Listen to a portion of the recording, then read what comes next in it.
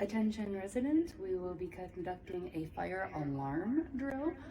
Please be advised the alarm will be going off and please disregard. Thank you. Here at S.A.F.E is our fire panel box. The keys to open the box are on top of it. So anytime the fire alarm goes off, we're going to come to this box and we're going to silence the signal.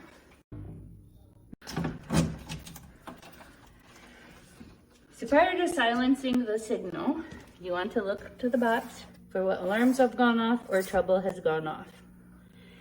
After you determine where the problem is, hit the panel off button. Do not hold for 3 seconds. Push button, let go. The panel will silence.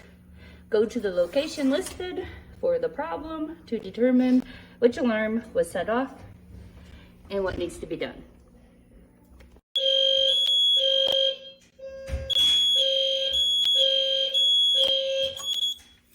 The panel itself will stay beeping until you reset the panel. Do not reset the panel until you investigate what the problem is.